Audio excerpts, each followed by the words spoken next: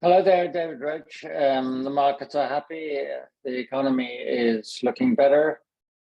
The reasons are really, I think there are five main causes of happiness. One is the conviction there will be no global recession. The second is that central banks are going to create a Goldilocks scenario. The third is that China is going to return to the top of the global growth lead and contribute to global recovery. The fourth is that Ukraine is a war of attrition, bogged down, and will just grind on and have no economic consequences outside of the humanitarian issues. And the final one is that energy is fine. Prices are going to remain relatively modest because the Russians are going to continue to pump and circumvent sanctions and price caps. And the Saudi Arabians will probably allow prices to rise a bit, but not very much. And everybody lives happily ever afterwards. Okay, now let me run through these factors. One is no recession globally. I agree. The US economy is surprisingly resilient. You can look at the latest, very surprising labor market figures, both for the past and for the present. We are still creating jobs, but we're not creating wage inflation, which is good. Japan has just published its figures for wage increases. They're the highest in decades. So Japan is returning to a period when wages are going to be fueling consumption. They're also going to be fueling inflation.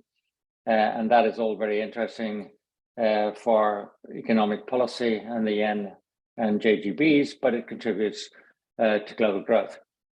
So I agree. Whereas Europe is iffy, the recession looks more like being a swamp than a cliff. And therefore, if you add up the whole of the world, you end up with something which looks like low growth, but nevertheless growth. Then we come to central banks, and after the recent meetings by the Fed, the ECB, and the ever dovish and usually wrong Bank of England, people have concluded that whatever bankers say, and they do say the opposite, that we are approaching a pivot in interest rates, which will then lead to rates falling and the Goldilocks scenario, in that we will have some economic growth, inflation will be falling, and interest rates will be falling, increasing the valuation of assets. I think that is totally, completely, and utterly wrong. It is very clear to me that central banks will not want to repeat the errors of their past ways. They will be very slow to cut interest rates, that inflation is not going down in any way that would justify them doing so. They're fully aware of that.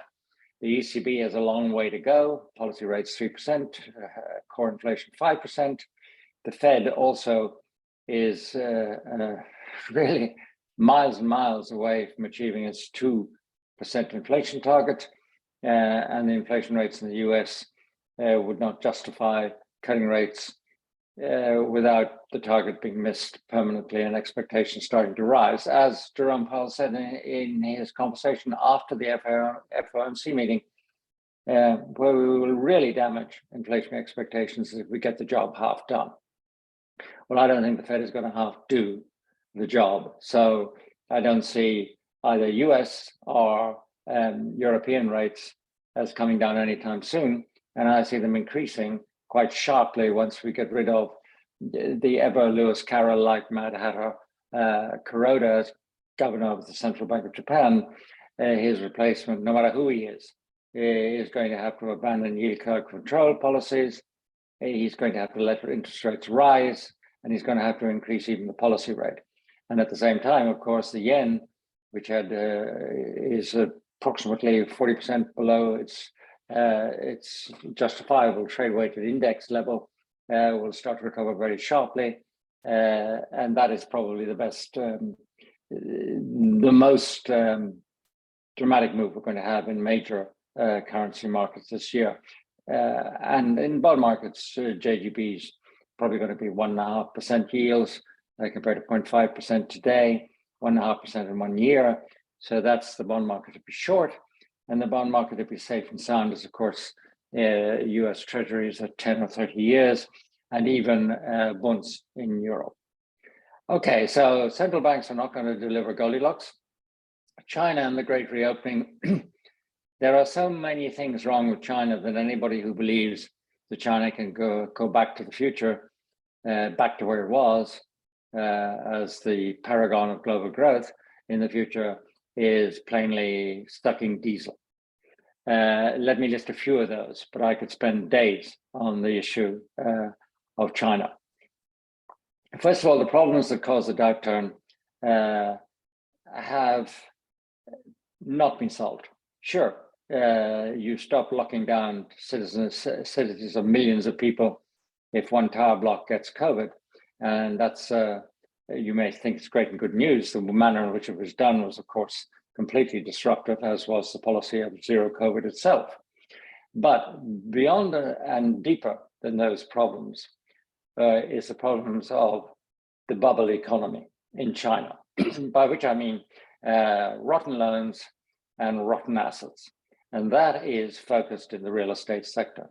I'm not going to do a full layout of all the structural problems in the real estate sector today, but it goes the whole gamut from people who buy houses and are now mistrustful of house prices. After all, demography is terrible in China. The population is going to decline precipitously. Why do you need to speculate on houses? Is it really such a good deal to buy houses which aren't there to sell them to babies who aren't born if the babies are not going to be born?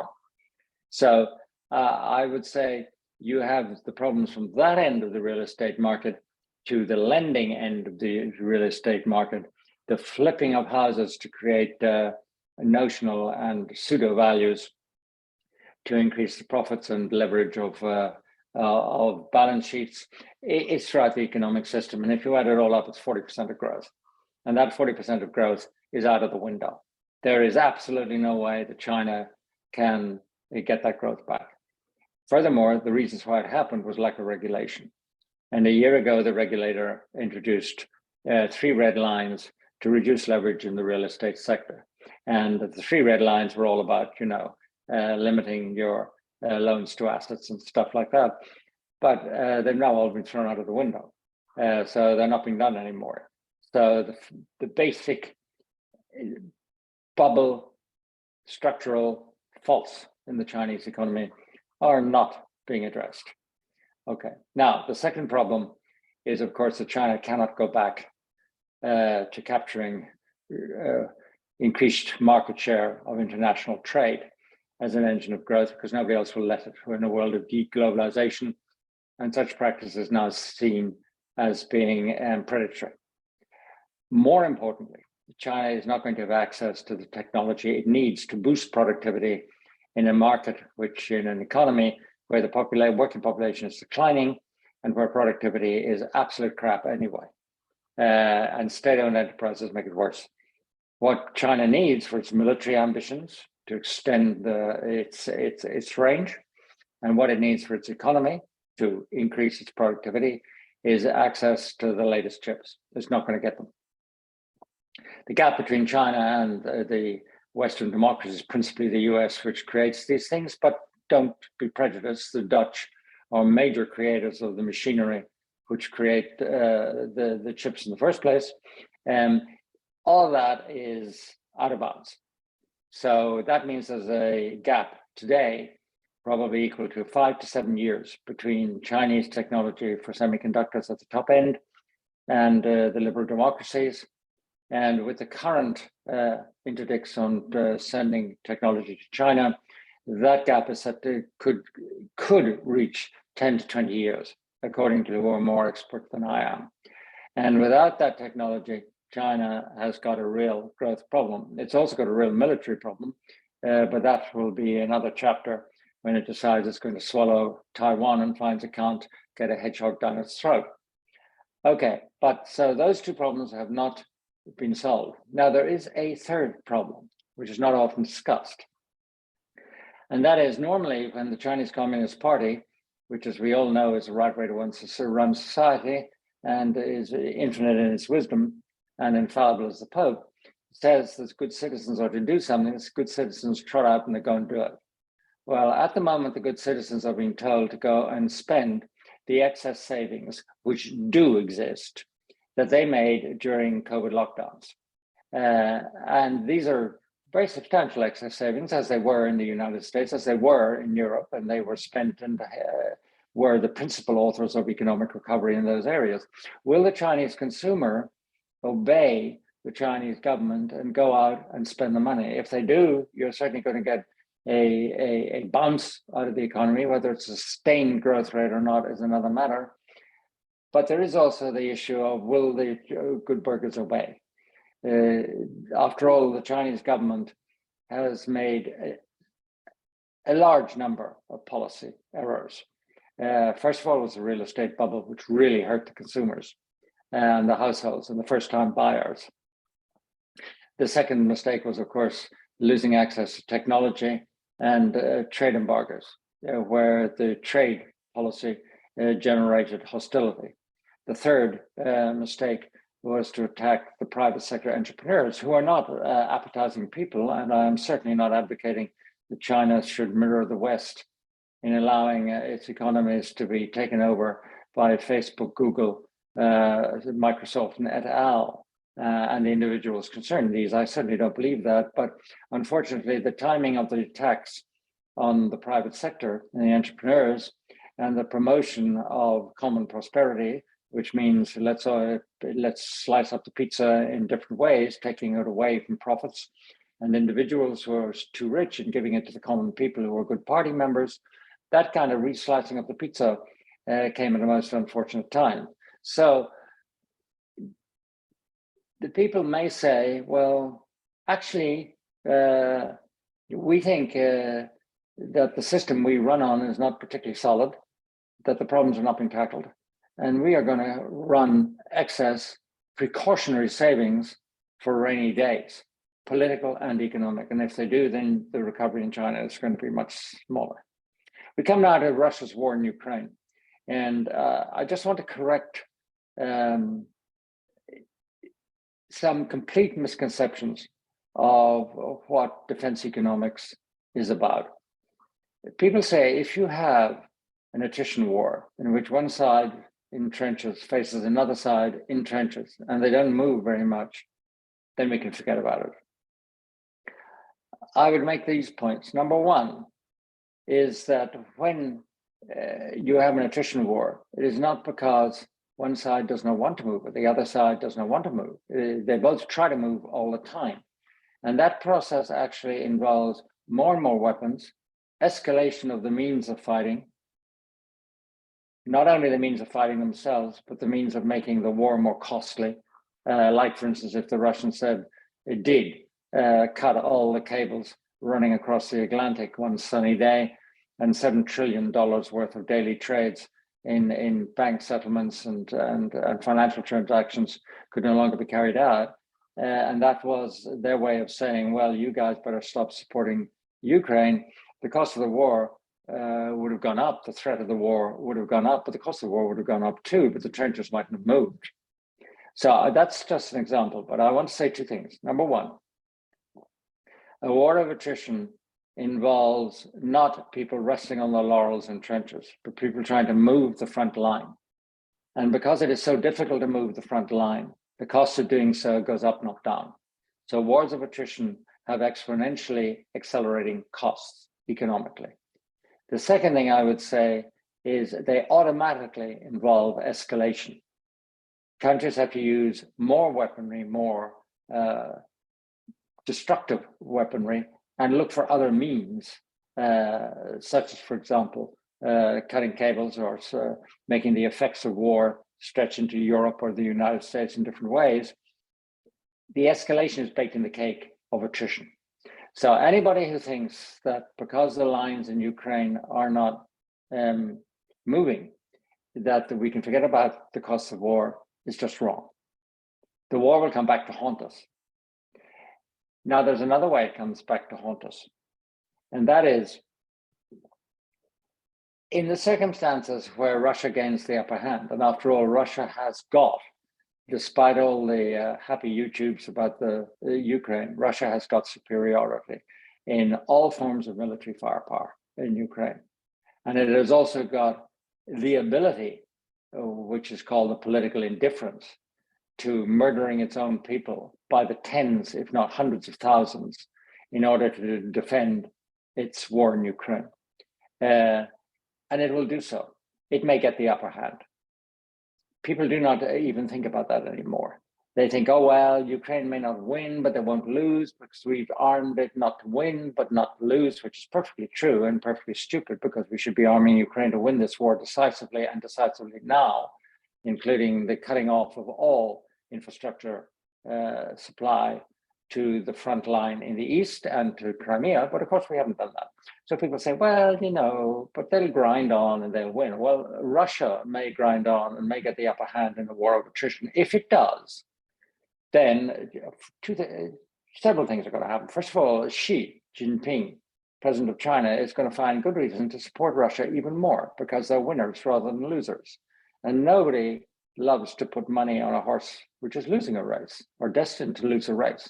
So China will put more money secretly and overtly, and more support will be given to the winning horse if Russia gets into that position, the war of attrition. And as a result, Russia too will feel emboldened in its policies in places like Moldova, in the Middle East, in Nagorno-Karabakh, Azerbaijan, and Armenia, Kazakhstan, and I can go on and on. But the more Russia wins, the more assertive it will become in other domains. Similarly, of course, if Russia starts to lose, as it has been over the last year, and loses badly, then places which it used to control, for better or for worse, will start to contest Russian control. And there are several areas that would affect. It would certainly affect the Middle East and Syria, where Russia would drop out of the equation. It would certainly affect the potential for massacres in Nagorno-Karabakh, and for Azerbaijan to simply hammer the hell out of Armenia, which it is in terms of military power and GDP well capable of doing, because there will be no Russians telling them not to do this. So either way, you've got a lot of spillovers into the global domain from which way this so-called war of attrition goes. But the one sure direction is that it means escalation and accelerating costs, and that will come back to haunt us. Okay, now finally on energy. Okay, the idea on energy is that there's plenty of it around and nothing is happening to disrupt that. So the oil price is predictably, $80 or below. And I totally disagree. I think the oil price is going to go to $120 and then $140 for several reasons. The first reason, and the most important reason, is I do not believe the current felicity about Russia being able to ship its oil and escape from both price caps and embargoes. And I would remind you that those price caps and embargoes now apply not only to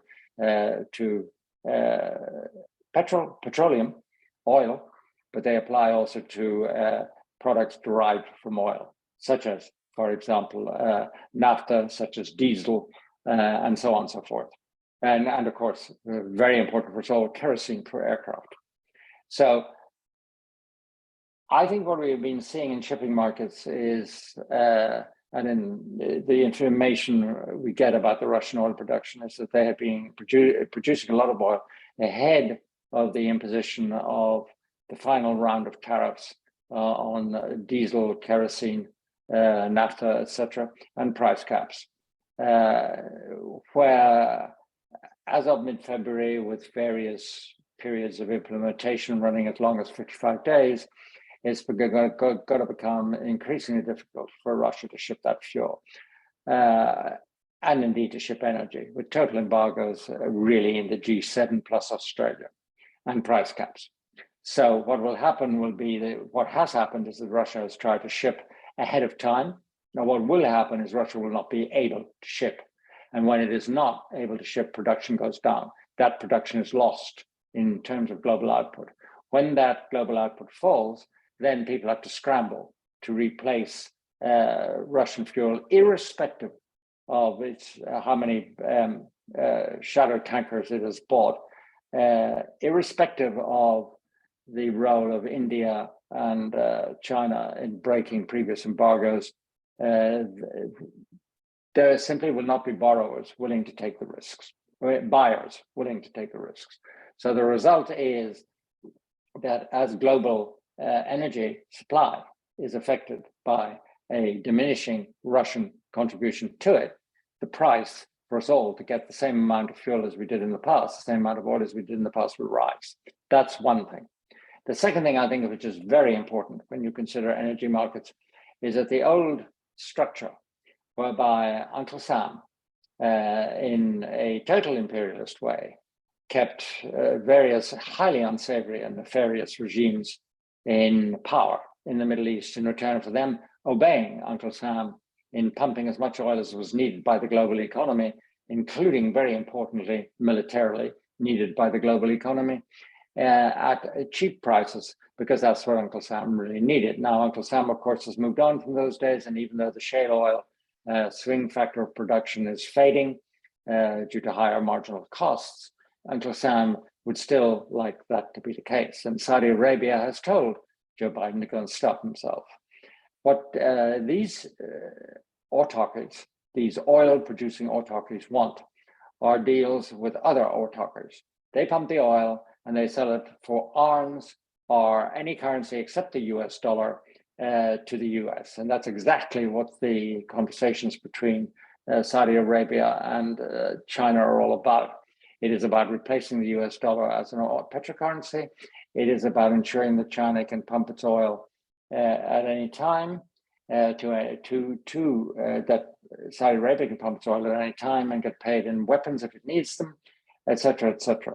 But these are the emergence of fracturing relationships, international relationships outside of the former global hegemonies, which are being entered into by autocracies. And the net result is that China may be prepared to buy Saudi oil in renminbi. In fact, it would be delighted, because then it would hold, it would pay, and Saudi Arabia would hold renminbi instead of US dollars and not be in the danger that the Russian bank discovered when Russia started a war and its assets were confiscated. So that plays a big role.